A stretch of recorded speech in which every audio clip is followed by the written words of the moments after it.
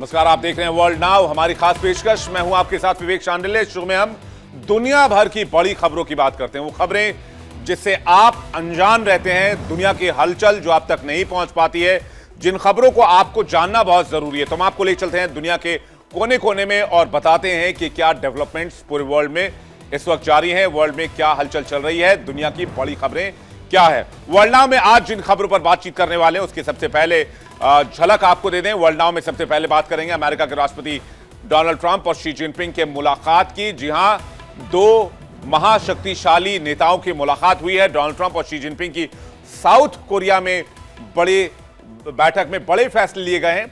इसमें टैरिफ के मुद्दे पर बात बन चुकी है, तो वहीं ट्रंप के लिए सिरदर्द बनी सोयाबीन की खरीद भी फिर से शुरू होने पर सहमति बनी है। चीन को 100% टैरिफ की धमकी और आंखें दिखाने वाले ट्रंप चीन के आगे कैसे झुक गए? क्या डोनाल्ड ट्रंप ने सरेंडर कर दिया? अमेरिका की डोनाल्ड ट्रंप की कौन सी मजबूरी थी जो ट्रंप को इस मुलाकात के लिए मजबूर होना पड़ा? आपको याद होगा कि डोनाल्ड ट्रंप ने धमकी दी थी और मिलने से भी इनकार किया था। और आपको बता दें कि अचानक से अब ट्रंप के सुर बदल गए हैं और वो जिनपिंग की तारीफ करने लगे हैं। आखिर इस ट्रेड डील से ट्रंप को क्या फायदा हुआ? इसके साथ ही बात करेंगे चीन की, कैसे अपनी कूटनीति से चीन ने अमेरिका के तेवर को ठंडा कर दिया और घुटने टेकने पर मजबूर कर दिया। फिर बात करेंगे पुतिन की। रूस के राष्ट्रपति दुनिया के सबसे ताकतवर व्यक्ति बनने वाले हैं, ऐसा हम नहीं कह रहे, बल्कि बाबा वेंगा जो कि एक बहुत मशहूर भविष्यवक्ता रही, उनकी भविष्यवाणी है। पूरी दुनिया पर पुतिन का राज होगा। बाबा वेंगा, जिनकी ज्यादातर भविष्यवाणियां सच साबित होती नजर आई हैं, उन्होंने 2026 में पुतिन को लेकर क्या दावा किया है? दुनिया में ऐसी कौन सी हलचल हो रही है जो पुतिन दुनिया के राजा के तौर पर उभर कर आ सकते हैं? आपको बताएंगे बाबा वेंगा की उन सटीक भविष्यवाणियों के बारे में जिनके दम पर आज पूरी दुनिया उनकी प्रिडिक्शन का, उनकी भविष्यवाणी का लोहा मानती है। इसके बाद बातचीत करेंगे रूस के उस शहर की जो शापित है। शापित इसलिए क्योंकि उस धरती जहरीली हो चुकी है। वहां की मिट्टी में परमाणु रसायन इस कदर घुल चुका है कि वहां पर घास क्या छोड़िए, एक पत्ता तक अपने आप से नहीं उगता। आखिर ऐसा यहां क्या हुआ था? हर गर्म और सूखे मौसम में जब भी हवा चलती थी तो रेडियो एक्टिव धूल और बादल बन जाते थे, जिससे आसपास के इलाके में रेडिएशन फैलने लगता था। कैसे आज तक वहां रसायन के निशान मिलते हैं? सालों बाद भी रेडिएशन कैसे लोगों की जिंदगी पर असर डाल रहा है? आखिर क्या है चेरनोबिल का इतिहास? डिटेल में आपके सामने रखेंगे। इसके बाद बातचीत होगी। बहुत इंपॉर्टेंट खबर है आपके लिए।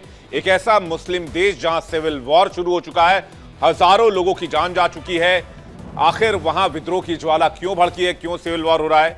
3 साल से आखिर इस देश में क्यों गृह युद्ध के हालात बने हुए हैं और गृह युद्ध को लेकर अब अंतर्राष्ट्रीय संस्थाएं क्यों चिंता जाहिर कर रही हैं?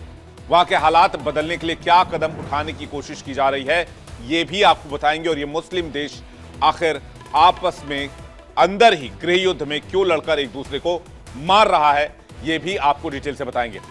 लेकिन शुरुआत करते हैं उस खबर के साथ जिसकी चर्चा पूरी दुनिया में है।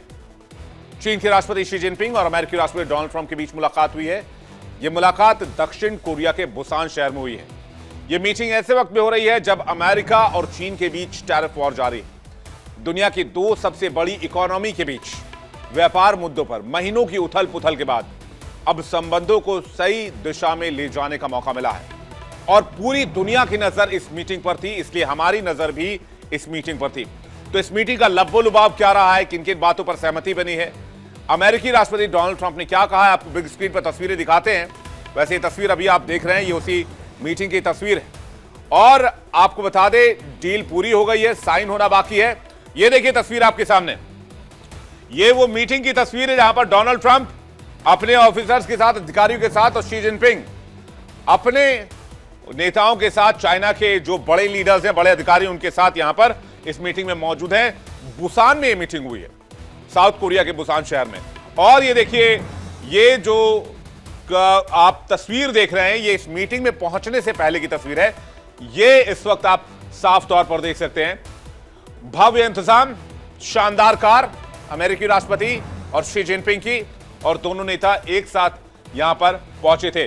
और ये एक और तस्वीर आपको दिखा रहे हैं जिसमें चीन के राष्ट्रपति शी जिनपिंग जब अपनी कार से यहां पर पहुंचे, उस वक्त की ये तस्वीर है। अब मुलाकात के बाद ट्रंप चीन पर एक बार फिर से मेहरबान नजर आए हैं, क्योंकि कुछ रियायतें डोनाल्ड ट्रंप ने देनी शुरू की है। लेकिन अगर इसे दूसरी भाषा में या दूसरे शब्दों में समझा जाए तो सवाल ये उठाए जा रहे हैं कि क्या चीन के आगे ट्रंप ने सरेंडर कर दिया है। चीन ने एक बार फिर से दिखा दिया है कि उसकी इकोनॉमी, उसकी मैन्युफैक्चरिंग ताकत, मैन्युफैक्चरिंग सेक्टर की ताकत और क्रिटिकल मिनरल पर उसकी पकड़ का दुनिया में कोई सानी नहीं है। वो इकलौता ऐसा देश है जो क्रिटिकल मिनरल को कंट्रोल करता है और उसके हिसाब से वो चीजों को भी कंट्रोल कर सकता है। ट्रंप ने चीन पर टैरिफ एक बार फिर कम कर दिया है। ट्रंप ने चीन पर 10% टैरिफ तुरंत कम कर दिया है, जो तुरंत प्रभाव से लागू भी कर दिया गया है। पहले जहां चीन पर अमेरिका ने 57% का टैरिफ लगा रखा था, इस मुलाकात के बाद उसे घटाकर 47% कर दिया गया है। ट्रंप ने साफ कहा है कि वो चीन पर से फेंटेनाइल ड्रग्स पर से 20% में से 10% टैरिफ हटा रहे हैं। डोनाल्ड ट्रंप ने खुद इस बात की जानकारी दी है। ट्रंप ने कहा कि टैरिफ के बदले चीनी राष्ट्रपति शी जिनपिंग अमेरिका से बड़ी मात्रा में सोयाबीन खरीदने के लिए तैयार हुए हैं। इस मुलाकात के दौरान अमेरिकी राष्ट्रपति डोनाल्ड ट्रंप ने कहा कि दोनों देशों के बीच एक अच्छा रिलेशन है। चीनी राष्ट्रपति के साथ बैठक को ट्रंप ने शानदार बताया। ट्रंप और जिनपिंग की मुलाकात साउथ कोरिया के बुसान शहर के गिम्हे इंटरनेशनल एयरपोर्ट पर हुई। क्योंकि बिजी शेड्यूल था, टाइम कम था, इसलिए मीटिंग करीब 100 मिनट तक चली। अमेरिकी राष्ट्रपति डोनाल्ड ट्रंप ने दक्षिण कोरिया के गिम्हे एयरबेस पर चीन के नेता शी जिनपिंग को गर्मजोशी के साथ स्वागत किया। रेड कार्पेट वेलकम जिसे कहते हैं, वो रेड कार्पेट वेलकम आप देख सकते हैं डोनाल्ड ट्रंप को लेने के लिए। वहां पर साउथ कोरिया के जो प्रतिनिधि है वो वहां पर पहुंचे हुए थे और उसके बाद वहां पर जो लीडर्स है वो वहां पर मौजूद थे और ये रेड कार्पेट वेलकम किया गया। ट्रंप सबसे पहले उतरे और अपने समकक्ष का स्वागत किया। उसके बाद हाथ मिलाते हुए कहा, मिलकर अच्छा लगा। रेड कार्पेट पर खड़े होकर ट्रंप ने कहा, हम एक दूसरे को अच्छी तरीके से जानते हैं। मीटिंग की शुरुआत में ट्रंप ने शी जिनपिंग से भी हाथ मिलाया और उन्होंने कहा कि जिनपिंग बेहद सख्त वार्ताकार हैं, जो अच्छी बात नहीं है। डोनाल्ड ट्रंप ने बैठक के दौरान कहा कि काफी लंबे समय के बाद एक मित्र से मिलना मेरे लिए बहुत सम्मान की बात है। लेकिन ये वही डोनाल्ड ट्रंप, आपको याद होगा जब एससीओ की मीटिंग चीन में हुई थी, जहां पर पुतिन, मोदी और जिनपिंग एक साथ मौजूद थे, उसको लेकर डोनाल्ड ट्रंप का रिमार्क आपको नहीं भूलना चाहिए, जिसमें उन्होंने इस मीटिंग की न सिर्फ आलोचना की थी बल्कि इसे एंटी अमेरिका अलायंस भी करार दिया था। लेकिन आज डोनाल्ड ट्रंप पलट चुके हैं। चीन के राष्ट्रपति के साथ उन्होंने कहा कि हम पहले ही कई बातों पर सहमत हो चुके हैं, अभी कुछ और बातों पर सहमति होगी। लेकिन राष्ट्रपति शी एक महान देश के महान नेता हैं। मुझे लगता है कि हमारे बीच लंबे समय तक शानदार संबंध बने रहेंगे। आपका हमारे साथ होना सम्मान की बात है। तो वहीं जिनपिंग ने भी राष्ट्रपति ट्रंप से मिलकर खुशी जाहिर की।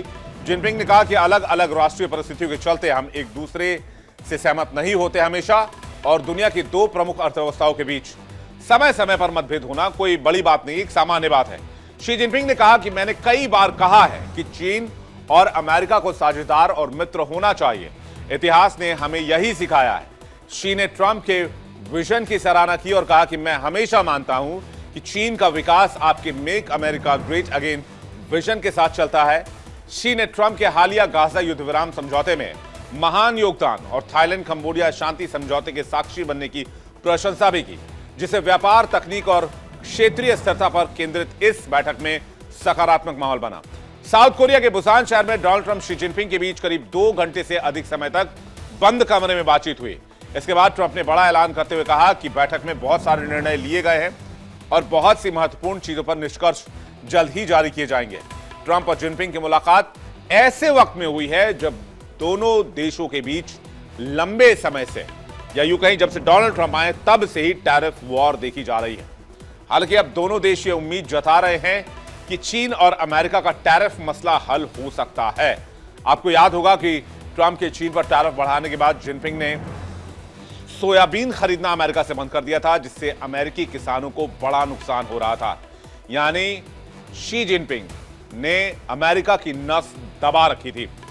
टैरिफ का ओवरऑल ट्रेड पर असर भी पड़ रहा था। हालांकि अब दोनों देशों के रिश्तों में नरमी आ सकती है, लेकिन डोनाल्ड ट्रंप का मूड स्विंग कब कर जाए, वो कब क्या कहने लग जाए, ये भी बात उतनी ही सही है जितनी इस मीटिंग में हुई बातचीत। हालांकि मीटिंग के बाद ट्रंप ने कहा कि वो अप्रैल 2026 में चीन का दौरा करेंगे। इसके बाद शी जिनपिंग भी अमेरिका आएंगे। मीटिंग के बाद ट्रंप ने कहा कि वो अप्रैल 2026 में चीन का दौरा करेंगे। इसके बाद शी जिनपिंग अमेरिका जाएंगे डोनाल्ड ट्रंप से मुलाकात करने के लिए। अब दोनों देशों की इकोनॉमी को जल्दी से एक बार कंपेयर कर लेते हैं, नजर डाल लेते हैं। अमेरिका की इकोनॉमी 30.51 ट्रिलियन डॉलर है, चीन की इकोनॉमी 19.23 ट्रिलियन डॉलर है। पीपीपी के हिसाब से चीन की अर्थव्यवस्था लगभग 40.72 ट्रिलियन डॉलर की है, जो वैश्विक स्तर पर सबसे बड़ी है। ये दोनों आज की दुनिया में सबसे बड़ी अर्थव्यवस्थाएं हैं और इनके बीच में पिछले कुछ वक्त से ट्रेड को लेकर, टैरिफ को लेकर तनाव है। पीपीपी के आधार पर चीन सबसे बड़ी इकोनॉमी बनी है, यह हमने आपको बताया, लेकिन अब आपको यह भी समझ लीजिए कि आखिर ये पीपीपी मॉडल क्या होता है। पीपीपी मॉडल को समझने के लिए आपको जरा डिटेल से इसे समझना होगा। पीपीपी यानी कि परचेसिंग पावर पार्शियलिटी, और ये देखेंगे ये पीपीपी का फुल फॉर्म है पैरिटी, परचेसिंग पावर पैरिटी, और ये दिखाता है कि किसी देश में लोग अपनी इनकम से कितनी चीजें खरीद सकते हैं। पीपीपी दरें स्थानीय कीमतों को ध्यान में रखती हैं, यानी लोकल चीजों, लोकल मार्केट में किसी देश में चीजें सस्ती हैं तो उसकी पीपीपी ज्यादा मानी जाएगी, परचेसिंग पावर पैरिटी ज्यादा मानी जाएगी अगर वहां चीजें सस्ती है तो। अमेरिका में एक बर्गर की कीमत $10 है, भारत में वही बर्गर 300 रुपए का है। अगर $1 यानी कि 85 रुपए, तो $10 इज इक्वल टू कितने हुए? $850 रुपए हो गए, $10। तो इसका मतलब यह हुआ कि भारत में अमेरिका के मुकाबले वो चीज सस्ती है बहुत ज्यादा, यहां 300 रुपए, वहां 850 रुपए है। तो कहा जाएगा कि भारत की पीपीपी ज्यादा है। आईएमएफ, वर्ल्ड बैंक देशों की असली आर्थिक ताकत जानने के लिए पीपीपी मॉडल का ही इस्तेमाल करते हैं। तो ये पीपीपी मॉडल के हिसाब से चाइना दुनिया की सबसे बड़ी इकोनॉमी माना जा रहा है, जिसका साइज कहें तो वो $40 ट्रिलियन के भी ऊपर है। अमेरिका के जो इकोनॉमी साइज उसकी बात करें वो $30 ट्रिलियन के आसपास है। चलिए बात फिर से मुलाकात पर करते हैं। मुलाकात पर आते हैं। 6 साल के बाद यह महा मुलाकात हुई है। इसमें कई ऐसे मुद्दे थे जिनको लेकर दोनों देशों के बीच लंबे समय से तनाव था। इसके ऊपर चेरी ऑन द टॉप जुबानी जंग। हालांकि शी जिनपिंग की तरफ से कभी भी कोई ऐसी बातचीत या बयान हमने नहीं सुना, लेकिन डोनाल्ड ट्रंप ने लगातार चीन को और शी जिनपिंग को निशाना बनाया। ये वही ट्रंप हैं जिन्होंने चीन पर नवंबर से 100% टैरिफ लगाने का ऐलान किया था, लेकिन अब टैरिफ मुलाकात के बाद इसे होल्ड कर दिया गया है। वहीं दूसरी तरफ रेयर अर्थ को लेकर जो सैंक्शंस चाइना ने लगाए थे अमेरिका पर, उसको भी फिलहाल होल्ड किया गया है 1 साल के लिए। तो किन किन मुद्दों पर बातचीत हुई है ये एक बार देख लेते हैं। टैरिफ के मुद्दे पर बातचीत हुई है, ट्रेड के ऊपर बातचीत हुई है, ये सबसे अव्वल रहा, सबसे ऊपर रहा। इसके बाद रेयर अर्थ मिनरल्स की बात रही, जो चाइना अमेरिका को सप्लाई करेगा वो निर्बाध तरीके से जारी रहेगी। फेंटेनिल तस्करी को कैसे कंट्रोल किया जाए, इस पर बातचीत हुई है। सोयाबीन और कृषि निर्यात जो अमेरिका से चाइना पहुंचता है, जिसको चाइना ने रोक दिया था, उस पर बातचीत। रूस से तेल खरीद पर बातचीत और सेमीकंडक्टर चिप्स पर भी बातचीत हुई है। ट्रंप ने रेयर अर्थ को लेकर यह भी कहा कि मसला अभी सुलझ गया है। मतलब चीन ने हाल ही में रेयर अर्थ मिनरल्स को लेकर एक बड़ा फैसला किया था, जिसमें अमेरिका के एक्सपोर्ट को सैंक्शन कर दिया गया था, जिससे अमेरिका बौखला गया था और ट्रंप भी बौखला गए थे। इसे बड़ा व्यापारिक हमला माना गया था और जिनपिंग से मिलने का फैसला भी रद्द कर दिया गया था, यूं कहें कि टाल दिया गया था। लेकिन ट्रंप तो ट्रंप हैं, बिजनेस डील कैसे की जाती है ये डोनाल्ड ट्रंप को पता है। तब डोनाल्ड ट्रंप ने 100% एक्स्ट्रा टैरिफ इंपोज करने की बात चीन पर की। तो चीन ने सोयाबीन इंपोर्ट को बंद कर दिया अमेरिका से, और जो भी कारोबारी रिश्ते थे क्रिटिकल मिनरल को लेकर, उस पर चीन ने सैंक्शन लगा दिया। अब टेक्नोलॉजी के मामले में और आईटी सेक्टर के मामले में अमेरिका बहुत आगे है, और अमेरिका को पूरी दुनिया से क्रिटिकल मिनरल्स चाहिए। इसलिए अमेरिका यहां पर चोक करने लगा। अगर अमेरिका के पास ये सामान नहीं जाएंगे तो फिर अमेरिका नई चीजें कैसे बनाएगा, या फिर वो चीजें कैसे बनाएगा जो डिफेंस के लिए, हथियारों के लिए बहुत इंपॉर्टेंट है। अगर दुनिया की 2 सबसे बड़ी अर्थव्यवस्थाएं लगभग हर क्षेत्र में एक दूसरे से मुकाबला कर रही हैं, चाहे वो बदले की भावना से हो, लगाए गए टैरिफ हो या फिर महत्वपूर्ण खनिजों और सेमीकंडक्टर्स तक पहुंच। हालांकि चीन और अमेरिका के बीच व्यापार की बात करें तो दोनों देशों के बीच 2024 का डेटा मैं आपके सामने रख सकता हूं। $582 बिलियन का व्यापार है। 582 बिलियन 2024 की बात है।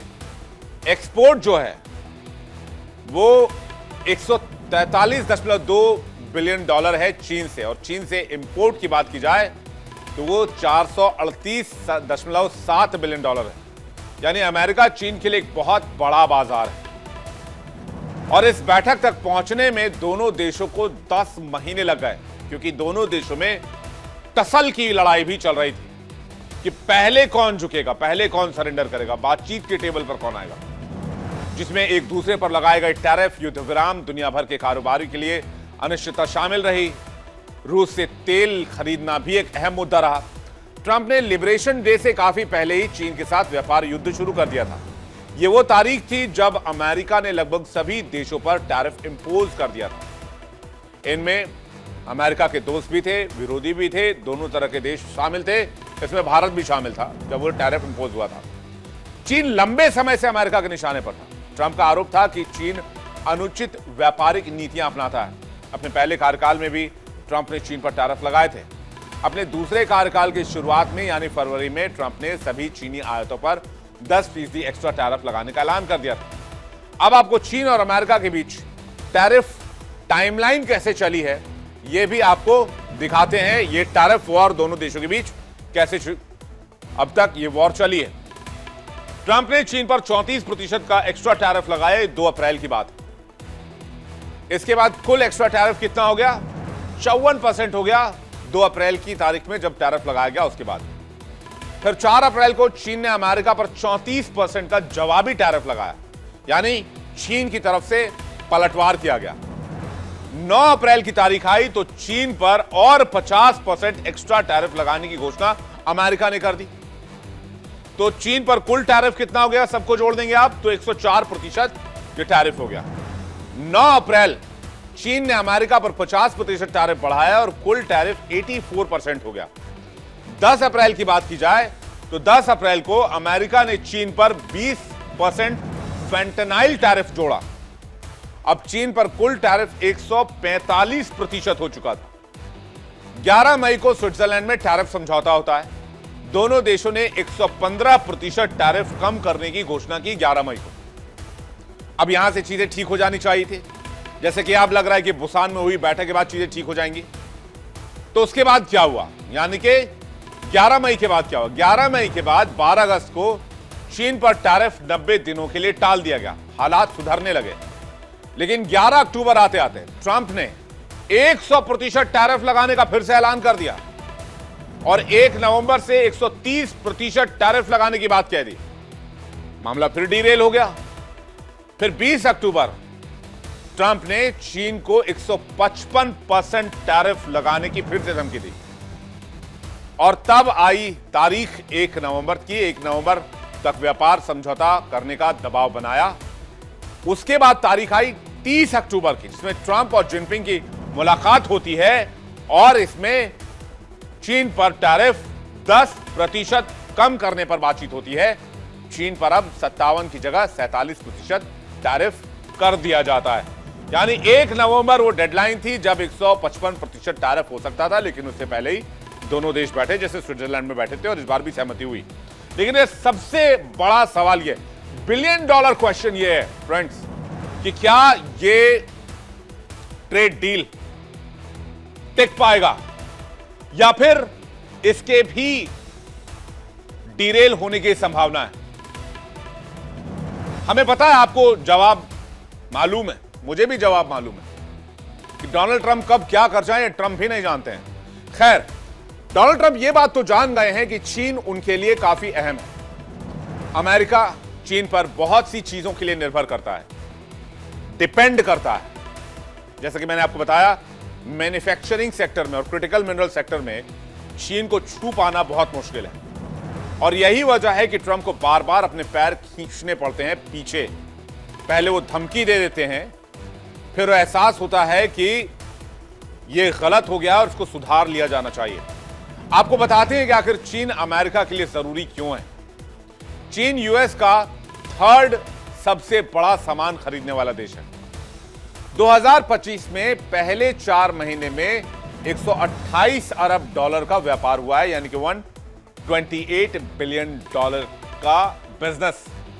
दोनों देशों के बीच किन किन चीजों का व्यापार होता है यह भी जान लीजिए, तो आपको समझ आएगा कि आखिर यह डिपेंडेंसी क्यों है और कितना डिपेंड है चीन और अमेरिका एक दूसरे पर। इलेक्ट्रॉनिक्स की बात की जाए तो mobile phone, laptop, tablet, computer parts, hardware, TV, gaming console और अदर डिवाइसेस, ये सब चीन से अमेरिका जाता है। फिर मशीनरी की बात की लीजिए तो factory machinery, pumps, motor, electrical devices, ये भी अमेरिका खरीदता है।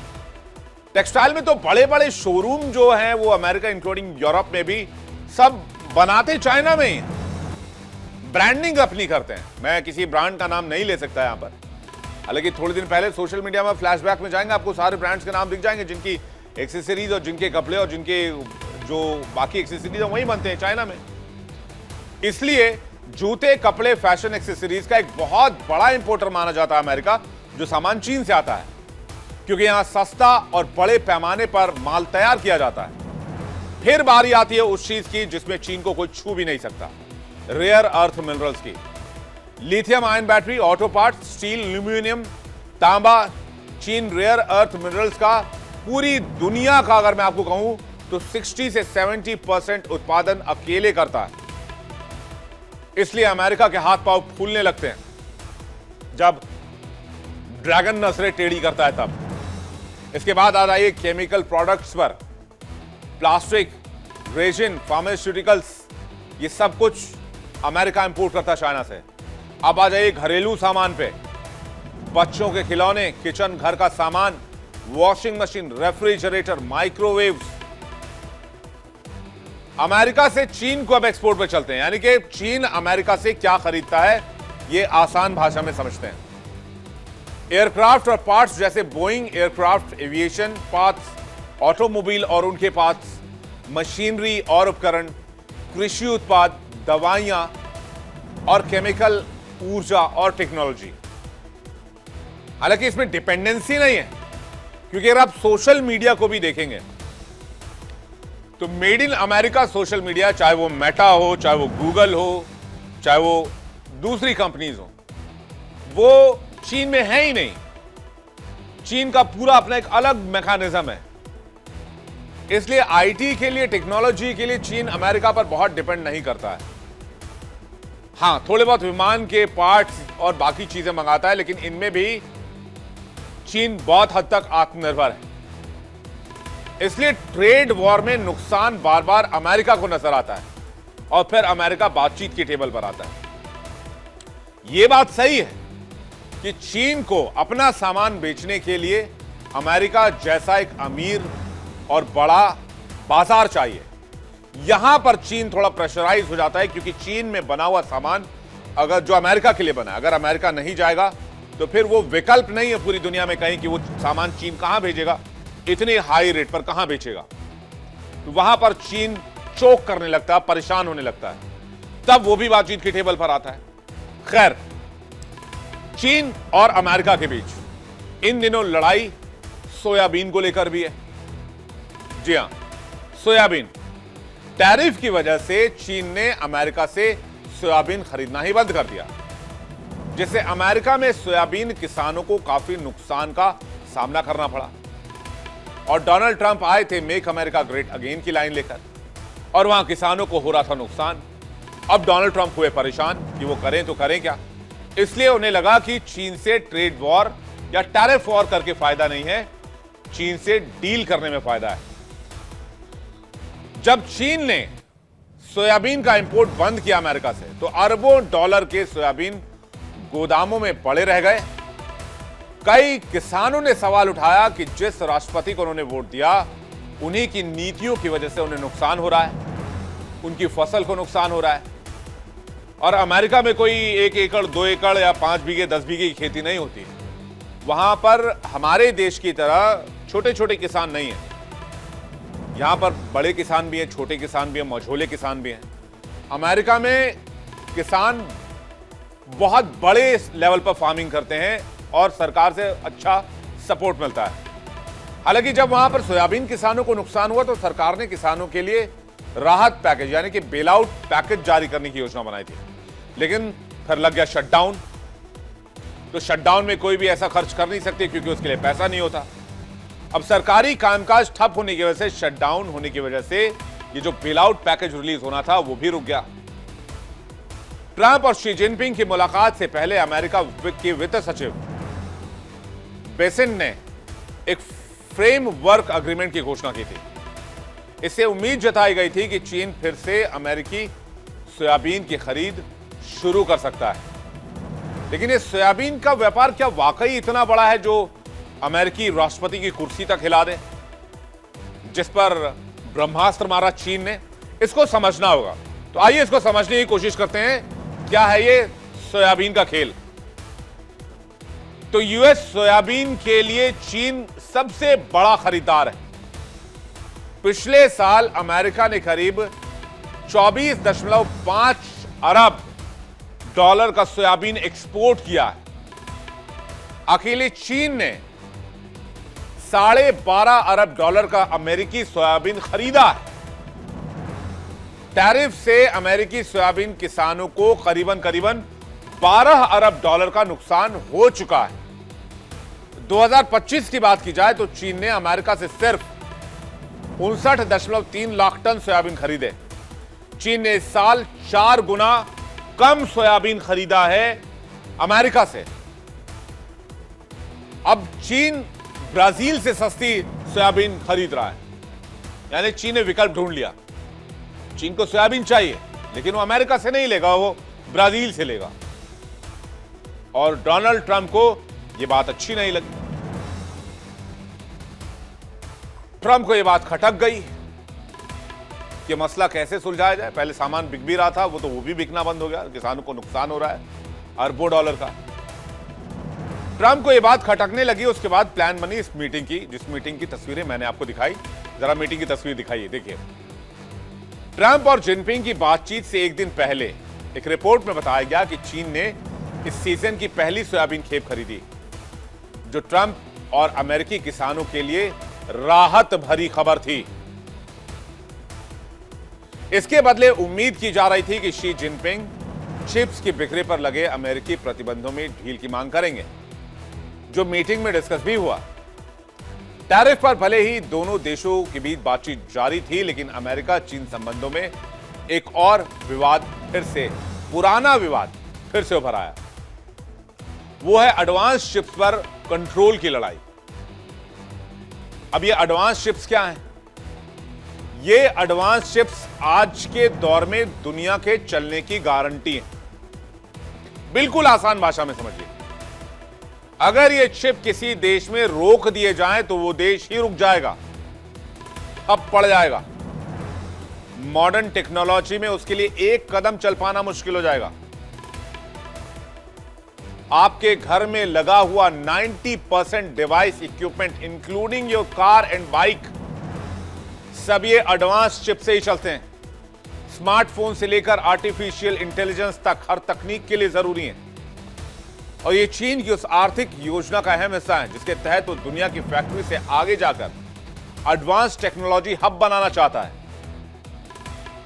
और चीन के पास ना ही टैलेंट की कमी है और ना ही चीन के पास इंफ्रास्ट्रक्चर की कमी है, फिर भी उसका सेमीकंडक्टर उद्योग अमेरिका से काफी पीछे है। इसलिए अमेरिका ने ऐसे कदम उठाने शुरू किए जिससे सबसे एडवांस चिप्स तक पहुंचने की चीन की कोशिश सीमित हो जाए। यह नीति ट्रंप से पहले भी मौजूद थी, लेकिन ट्रंप के आने के बाद इस पॉलिसी को और स्ट्रांग कर दिया गया ताकि एडवांस सेमीकंडक्टर चीन की पहुंच से दूर रहे। यह लड़ाई क्या है, आइए इसको समझते हैं। चीन अमेरिका में एडवांस चिप की जंग कैसे बनी और क्या है ये सिचुएशन फिलहाल। अमेरिका ने एडवांस चिप्स की बिक्री पर रोक लगा दी, कंप्लीट बंद कर दिया कि चीन को नहीं देंगे। अब एआई में, सुपर कंप्यूटर में, सैन्य तकनीक में इस्तेमाल होते हैं और चीन नई नई चीजों, इनोवेशन में यकीन करता है और उसको बनाता भी है। अब जब एडवांस चीजें, एडवांस चिप्स मिलनी चीन को बंद हुई तो चीन परेशान होने लगा। अब दिक्कत यह है कि चिप बनाने वाली मशीनें भी वहां नहीं भेजी जा सकती। भेजने से पहले अमेरिका की परमिशन लेनी होगी। उसके पास क्रिटिकल मिनरल है लेकिन चिप नहीं बना सकता, मशीनें नहीं है। मशीन अमेरिका से आएगी, अमेरिका ने रोक दिया। सेमीकंडक्टर पर ट्रंप ने 50% का टैरिफ लगाया, चीन की कंपनियों को ब्लैकलिस्ट किया। अब वो अमेरिकी टेक्नोलॉजी या मशीनें नहीं खरीद सकती। अब इस मुलाकात के बाद इसी एडवांस चिप वॉर में इस बैन के हटने की उम्मीद जताई जा रही है। ट्रंप ने इस मीटिंग में उन सब मुद्दों पर जिनपिंग को मना लिया है जिससे अमेरिका को नुकसान हो रहा था, और जिनपिंग ने भी वो तमाम बातें रख दी हैं जो चीन के हित में है। इसमें रेयर अर्थ का मसला भी था। रेयर अर्थ की लड़ाई इसलिए भी थी क्योंकि चीन रेयर अर्थ का राजा है। जैसे कि मैंने आपको थोड़ी देर पहले बताया, दुनिया में रेयर अर्थ मिनरल्स का सबसे बड़ा भंडार चीन में है और इसी को लेकर चीन अकड़ में रहता है।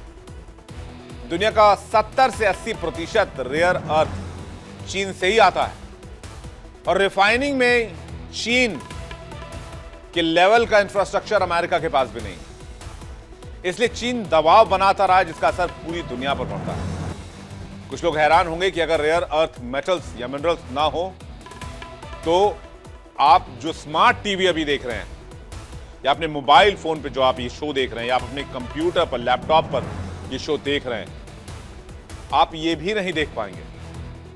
आपके कंप्यूटर से लेकर जितने भी इलेक्ट्रॉनिक सामान हैं सब सेमीकंडक्टर्स पर चलते हैं जो रेयर अर्थ मिनरल से तैयार किए जाते हैं। बिजली से चलने वाली कारें, बैटरी से चलने वाली कारें, जितने भी एरोप्लेन हैं, फाइटर जेट्स हैं, कुछ भी ले लीजिए आप मॉडर्न डे में, सड़क पर चलने से लेकर घरों में लगे बिजली के मीटर्स तक, सब में चिप्स का इस्तेमाल होता है। तेल की रिफाइनिंग, यानी कि आप समझिए कि जो ऑयल रिफाइन हो रहे हैं वहां पर भी अब चिप्स का इस्तेमाल हो रहा है, वहां भी मशीनें काम कर रही हैं। तो जहां जहां मशीन काम कर रही है, आपकी कार के अंदर जो टेक्नोलॉजी है वो भी चिप्स बेस्ड ही है। यहां तक कि युद्ध में इस्तेमाल होने वाली मिसाइलें और रेडार सिस्टम तक नहीं बन पाएंगे, डिफेंस सिस्टम तक नहीं बन पाएंगे।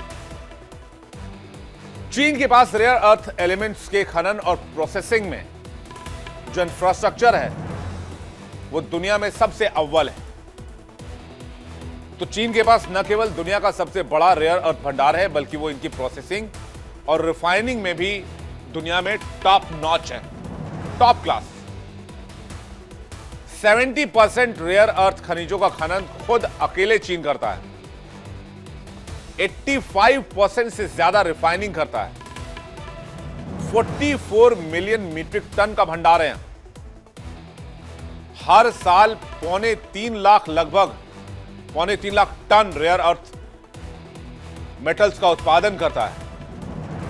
दुनिया के कुल भंडार का 70% हिस्सा चीन में ही अभी तक। किसी देश के पास रेयर अर्थ का भंडार हो, उसे रिफाइन करने के लिए चीन की तरफ देखना पड़ता है। इसका तोड़ ट्रंप निकालना जानते थे। जापान के साथ rare earth deal Donald Trump ने की, लेकिन जिनपिंग के साथ भी जब मीटिंग हुई तो इस मुद्दे पर भी बात बनी है, ये कहा जा रहा है। रेयर अर्थ मिनरल्स, चिप समेत अन्य ऐसे मुद्दे जो बीते कुछ समय से अमेरिका और चीन के बीच तनाव की सबसे बड़ी वजह थे, उन्हें भी सुलझाने का दावा ट्रंप की ओर से किया गया है। अब दोनों के बीच इन तमाम मुद्दों को लेकर सहमति बन गई है। देखना यह है कि आगे दोनों देशों के व्यापार मामले कैसे आगे बढ़ते हैं, टैरिफ का मामला कितना कंट्रोल में रहता है, डोनाल्ड ट्रंप अपने आप को कितना कंट्रोल कर पाते हैं, क्योंकि ट्रंप टैरिफ की धमकी देते देते इसके आदी हो गए, ये उनकी आदत में आ चुका है। अब वो आदतन टैरिफ की धमकी देने लगते हैं। ट्रंप ने जितनी बार इन 10 महीनों में चीन को धमकी दी, जिनपिंग ने उतनी ही बार अमेरिका का बुखार छुड़ाया। नतीजा मुलाकात, नतीजा मीटिंग, ट्रंप का सरेंडर, सब विवाद टैरिफ से ही थे तो टैरिफ कम कर दिया गया और डील पक्की कर दी गई। अब ये ट्रंप के मूड पर डिपेंड करता है कि कब तक इस फैसले पर कायम रहेंगे। अब देखिए कि डोनाल्ड ट्रंप कब तक इस डील को मुकर्रर रख पाते हैं, या फिर कल सुबह ही कोई ब्रेकिंग न्यूज, या कल वर्ल्ड नाउ में कोई ब्रेकिंग न्यूज में आपको बता दूं कि अमेरिका ने चीन पर किसी और तरह के टैरिफ का ऐलान कर दिया है। खैर, इस खबर पर हमारी नजर आएगी। चलिए आगे बढ़ते हैं। वर्ल्ड नाउ में बात करेंगे उस खबर की जिसकी भविष्यवाणी भर से दुनिया भर में हलचल होती है कि अगर ये भविष्यवाणी सच हो गई तो क्या होगा। पिछले कुछ दिनों से दुनिया की भविष्यवाणियों पर काफी निगाहें गई हैं। नया साल भी आ रहा है, नए साल को लेकर कई तरह की भविष्यवाणियां फिर से तैर रही हैं, और एक ऐसा नाम जो भविष्यवाणी की दुनिया में बहुत प्रचलित है, उनका नाम है बाबा वेंगा। बाबा वेंगा ने यूं तो कई भविष्यवाणियां की, लेकिन उनकी कुछ भविष्यवाणियां ऐसी हैं जो हमेशा चर्चा में रही। अब जो ताजा भविष्यवाणी है, खासकर 2026 को लेकर और पुतिन को लेकर, उसको समझते हैं। रूस और यूक्रेन के बीच जंग जारी है। बाबा वेंगा पहले ही यूक्रेन पर रूस के हमले के नतीजे का अनुमान लगा चुके हैं। उन्होंने कहा था कि रूस न केवल बचा रहेगा बल्कि दुनिया भर में धीरे धीरे हावी होने लगेगा। ऐसे में जब दुनिया में कई जगहों पर तनाव बढ़ रहा है, संकटों की इस घड़ी में भविष्यवाणियों को भी हवा मिल रही है। इस बीच बाबा वेंगा की एक प्रेडिक्शन, एक भविष्यवाणी लोगों के बीच काफी हलचल मचा रही है। लोग इसे बहुत इंटरेस्ट के साथ जानना चाह रहे हैं। बाबा वेंगा ने आने वाले समय में रूस को लेकर कुछ बड़ी भविष्यवाणियां की थी, और अगर इस पर यकीन करें तो आने वाले समय में रूस एक ऐसा मुल्क होगा जो दुनिया में सबसे ताकतवर देश के तौर पर जाना जाएगा, और राष्ट्रपति पुतिन दुनिया के सबसे शक्तिशाली शख्स होंगे। बाबा वेंगा ने भविष्यवाणी की है कि रूस अब दुनिया पर राज करेगा। क्या है पूरी प्रेडिक्शन और ये बाबा वेंगा ने कब की, इसकी डिटेल जरा जल्दी से जान लेते हैं। बाबा वेंगा ने साल 1979 में एक भविष्यवाणी की थी। राइटर वैलेंटिन सिद्रोव के साथ चर्चा हो रही थी। तब उन्होंने कहा कि सब कुछ पिघल जाएगा, सिर्फ एक ही चीज है जिसे कोई नहीं छू सकेगा, वो है व्लादिमीर की महिमा, रूस की महिमा। बहुत हानि सहने के बाद भी रूस को कोई नहीं रोक पाएगा, सब उसके रास्ते से हटा दिए जाएंगे। रूस न सिर्फ सुरक्षित रहेगा बल्कि दुनिया का राजा भी बन जाएगा।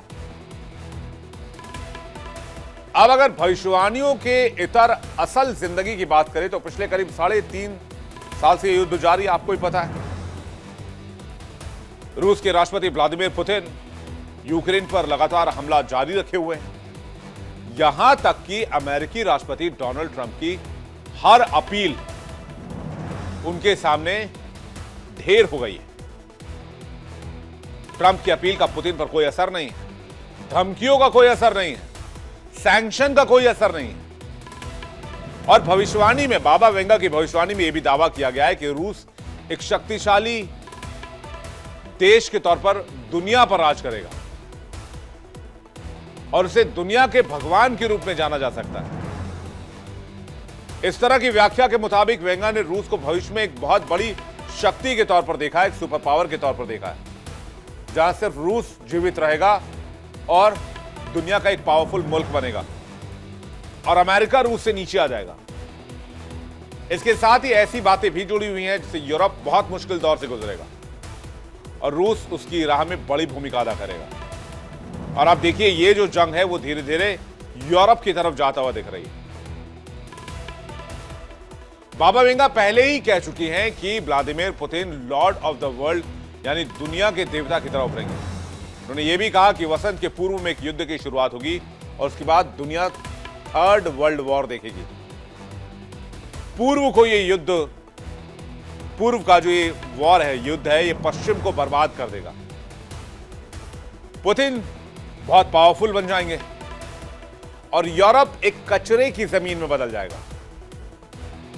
अब बाबा वेंगा की भविष्यवाणी इंपॉर्टेंट क्यों है? क्योंकि बाबा वेंगा इससे पहले कई भविष्यवाणियां कर चुकी हैं जो हर बार सच साबित हुई। आपको उन भविष्यवाणियों के बारे में बताते हैं जिन्हें दुनिया ने देखा और सालों पहले बाबा वेंगा ने इसे प्रेडिक्ट कर दिया था, यानी इसकी भविष्यवाणी कर दी थी। आइए देखते हैं।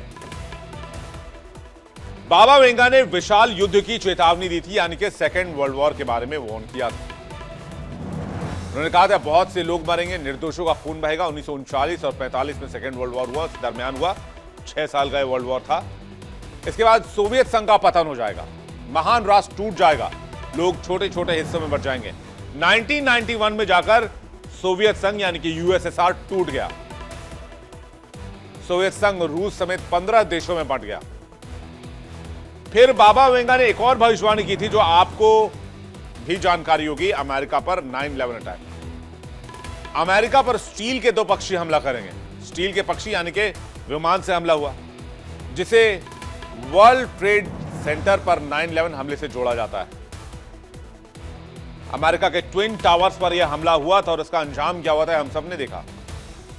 फिर 2004 की सुनामी को भी उन्होंने प्रेडिक्ट किया था। उन्होंने कहा पानी की एक विशाल लहर एक बड़े तट को ढक लेगी और बहुत से लोगों की मौत होगी। 26 दिसंबर 2004 को हिंद महासागर में सुनामी आई। 14 देशों के लगभग 2 लाख से ज्यादा लोगों की जान चली गई थी। अमेरिका में अश्वेत राष्ट्रपति आएगा। अमेरिका का 44वां राष्ट्रपति अश्वेत होगा, यानी कि बराक ओबामा के राष्ट्रपति बनने की भविष्यवाणी भी बाबा वेंगा ने कर दी। तब जाकर लोगों ने बाबा वेंगा की भविष्यवाणी को सटीक मानना शुरू कर दिया। 2008 की वैश्विक आर्थिक मंदी को भी प्रेडिक्ट किया था। उन्होंने कहा था 2008 में आर्थिक संकट आएगा और लोग पैसों के लिए संघर्ष करेंगे। तो क्या हुआ? 2008 में आर्थिक संकट, वैश्विक मंदी हमने देखी। वॉल स्ट्रीट क्रैश हो गया, कई बैंक डूब गए। फिर जापान में जो हादसा हुआ फुकुशिमा न्यूक्लियर प्लांट में, उन्होंने कहा था एक देश है जहां सूरज उगता है, वहां समुद्र और आसमान जहरीले हो जाएंगे क्योंकि वहां रेडिएशन हो गया था। 2011 में जापान में भूकंप और सुनामी से फुकुशिमा न्यूक्लियर प्लांट में विस्फोट हुआ, रेडिएशन फैला और समुद्र में जहर फैल गया। फिर चेरनोबिल हादसा को लेकर उन्होंने कहा था उत्तरी देश में एक बड़ी आपदा होगी जहां लोग और धरती लंबे समय तक जहरीली हो जाएगी, बहुत से लोग बीमार पड़ेंगे और उस जगह पर घास भी नहीं उगेगी, सब कुछ राख बन जाएगा। चेरनोबिल यूरोप के उत्तरी हिस्से में है। हादसे के बाद रेडिएशन की वजह से चेरनोबिल की जो जमीन है, ये जो तस्वीर आप देख रहे हैं, ये इतनी जहरीली हो गई कि यहां आज भी कुछ नहीं होता, धरती बंजर हो गई है। इसके बाद प्रिंसेस डायना की मौत को लेकर भी उन्होंने प्रेडिक्शन दिया था। उन्होंने कहा था ब्रिटिश ताज से जुड़ी महिला की मौत हो जाएगी, पूरी दुनिया उसके लिए रोएगी, लेकिन सच्चाई कभी सामने नहीं आ पाएगी कि प्रिंसेस डायना की मौत कैसे हुई। प्रिंसेस डायना की मौत से भविष्यवाणी जोड़ी जाती। मौत का रहस्य आज भी लोगों को नहीं पता, कैसे मौत कोई नहीं जानता। एक और बहुत इंपॉर्टेंट प्रेडिक्शन है बाबा वेंगा का। उन्होंने जो भविष्यवाणी की वो बात आपको बताते हैं। कैंसर के इलाज की संभावना उन्होंने जताई थी। 21वीं सदी की शुरुआत में कैंसर जैसे रोगों का इलाज मिल जाएगा। पूरा इलाज नहीं मिलेगा, लेकिन इम्यूनोथेरेपी, जीन थेरेपी और वैक्सीन रिसर्च हुई है। फिर ग्लोबल वार्मिंग को लेकर उन्होंने संभावना जताई है। बर्फ पिघलेगी और मौसम पागल हो जाएगा। 21वीं सदी में ग्लोबल वार्मिंग, आर्कटिक मेल्टिंग और मौसम की घटनाएं बढ़ेंगी। जैसा कि साल 2025 में आपने देखा होगा कि लैंडस्लाइड, बेमौसम बारिश, देर तक मानसून का रहना, कई सारी चीजें हुई हैं। फिर उन्होंने कोरोना महामारी को लेकर भी प्रेडिक्ट किया था, एक अदृश्य जीव पूरी दुनिया को बीमार कर देगा, चीन में शुरू होगा और बहुत से लोगों की जान लेगा। कोविड-19 महामारी हमने देखा, कोविड-19 महामारी चीन से शुरू कर पूरी दुनिया में फैल गई और लाखों लोगों की जान चली गई। यानी एक बात सच है कि बाबा वेंगा की भविष्यवाणी अक्सर सच साबित हुई, जिसके बाद दुनिया के लोगों का विश्वास उनके ऊपर और गहरा हो गया। उनकी भविष्यवाणियां दुनिया भर में हमेशा उत्सुकता का विषय बनी रही हैं। बाबा वेंगा ने जो कहा उनमें से ज्यादातर समय समय पर चीजें सच साबित हुई और आने वाले वक्त के लिए दुनिया को आगाह किया। बाबा वेंगा जिनकी रहस्यमयी दुनिया लोगों के लिए बड़ी कहानी बनी रही। बाबा वेंगा जिनकी अंधेरी जिंदगी अदृश्य शक्ति से जगमग रही। साल 2025 के लिए भी बाबा वेंगा ने बड़ी बड़ी भविष्यवाणियां की। बाबा वेंगा ने 2025 को साइबर युद्ध वाला साल बताया। पावर ग्रिड, ऊर्जा संयंत्र, रक्षा तंत्र पर साइबर हमले होंगे। देखा आपने, रूस और यूक्रेन के बीच ये सारे हमले हुए हैं, जहां ऊर्जा संयंत्र, पावर ग्रिड सबको निशाना बनाया गया है। इसके साथ ही उन्होंने दुनिया के सबसे खतरनाक जैविक हथियार के सक्रिय होने की भी चेतावनी दी है, जो इंसानों के साथ साथ पेड़ पौधों और समुद्री जीवों को भी प्रभावित कर देगा। बाबा वेंगा और नास्ट्रेडमस दोनों ने 2025 में ग्लोबल वार्मिंग और प्राकृतिक आपदाओं के चरम पर पहुंचने की चेतावनी दी थी। यूरोप, एशिया और अमेरिका के कई हिस्सों में भयानक सूखा, बाढ़, तापमान में असामान्य बढ़ोतरी होगी। और आज तस्वीर आपके सामने है। इस साल इजराइल ईरान युद्ध हुआ। इजराइल ने अमेरिका के साथ मिलकर ईरान के न्यूक्लियर प्लांट पर हमला किया। इसके साथ साथ आज दुनिया के कई देशों पर साइबर हमले भी बढ़े हैं।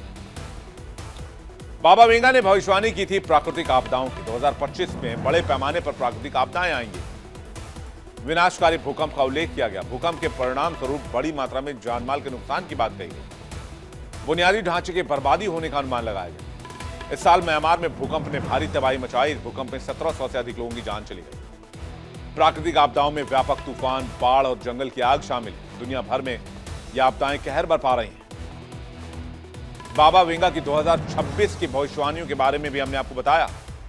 बाबा वेंगा ने चेतावनी दी है कि साल 2026 तक एआई इतनी शक्ति हासिल कर सकता है कि वो इंसानों के कंट्रोल से बाहर चला जाएगा और रोबोट्स दुनिया पर हावी होने की कोशिश करेंगे। ये तकनीक मानवता के लिए गंभीर खतरा बन सकती है। ये भविष्यवाणी ऐसे समय में आई है जब एआई हमारे रोजमर्रा के जीवन का एक इंपॉर्टेंट पार्ट बनने लगा है। वहीं 2026 के लिए सोने को लेकर भविष्यवाणी ने दुनिया भर में टेंशन बढ़ा दी है। बाबा वेंगा की भविष्यवाणियों को लोग काफी मानते हैं। बाबा वेंगा एक महिला थी। बाबा वेंगा को बाल्कन की नास्ट्रेडमस के तौर पर भी जाना जाता है। 12 साल की उम्र में ही एक बवंडर की वजह से उनकी आंखों की रोशनी चली गई, लेकिन इसके बाद उन्हें एक ऐसी शक्ति मिली जिससे वो भविष्य देख सकती थी, लोगों का मानना है। इसके बाद उन्हें भविष्य देखने की ताकत मिली और उनकी उम्र 30 की भी नहीं हुई थी कि वो भविष्यवाणियों और उपचार करने के लिए बहुत मशहूर हो गई। और अब उन्होंने कई सारी ऐसी भविष्यवाणियां की जो सुर्खियों में। बाबा वेंगा ने अपना इतना बड़ा नाम यूं ही नहीं बनाया, लेकिन अगर भविष्य जानने का मौका मिले तो कौन नहीं जाना चाहेगा? क्या आप नहीं जाना चाहेंगे? क्या हम सब नहीं जाना चाहेंगे कि हमारा फ्यूचर कैसा होगा, हमारा करियर कैसा होगा? कई लोग ऐसा जानना चाहेंगे दुनिया में अब कब जंग छिड़ने वाली है। कई लोग घर के बारे में, खुद के बारे में, शादी कब होगी, बच्चा कब होगा। भविष्य को लेकर हर इंसान के मन में हमेशा लाखों सवाल होते हैं। हालांकि बाबा वेंगा की ऐसी भविष्यवाणी भी है जो सही साबित नहीं हुई है। बाबा वेंगा की वो भविष्यवाणियां जो सच साबित नहीं हुई, उन पर भी नजर डाल लेते हैं। पहली तो ये कि 2010 से 2014 तक थर्ड वर्ल्ड वॉर होगा। 2016 में यूरोप खाली हो जाएगा। बराक ओबामा अमेरिका के आखिरी राष्ट्रपति होंगे। ओबामा के बाद डोनाल्ड ट्रंप और जो बाइडेन राष्ट्रपति बन चुके हैं, ये आपको पता है। 2018 में चीन विश्व की सबसे बड़ी शक्ति बनेगा। चीन अमेरिका को पछाड़ देगा और नई महाशक्ति बन जाएगा। 2025 तक चीन अमेरिका को पूरी तरह से पछाड़ नहीं सका। हालांकि पीपीपी मॉडल पर देखेंगे तो चीन की इकोनॉमी साइज अमेरिका की इकोनॉमी साइज से बड़ी है। 2003 के बारे में उन्होंने कहा था कि एलियंस जंग छेड़ देंगे। अभी तक कोई भी एलियन सामने नहीं आया। इसको एशिया को लेकर उन्होंने कहा था कि जहरीले गैस का चैम्बर बन जाएगा। न्यूक्लियर प्लांट में विस्फोट के बाद एशिया जहरीली गैसों से घिर जाएगा, लेकिन अब तक ऐसा नहीं हुआ है। जॉर्ज बुश सीनियर की मौत पर भविष्यवाणी गलत हुई। विमान में विस्फोट में 41वें अमेरिकी राष्ट्रपति जॉर्ज बुश सीनियर की मौत होगी, जबकि उनकी मौत 2018 में पार्किंसंस बीमारी की वजह से हुई। दरअसल दुनिया में कई लोग होते हैं जो भविष्य देखने का दावा करते हैं, और जब उनकी भविष्यवाणियां सही साबित होती हैं तो लोग मानने लगते हैं कि बाबा वेंगा जैसे कई लोग हैं जो सही में भविष्य देख सकते हैं। लेकिन सच तो यह है कि बाबा वेंगा को जहां कुछ लोगों का समर्थन हासिल है, तो कई लोग उनके आलोचक भी हैं जो उनकी भविष्यवाणियों पर सवाल उठाते हैं।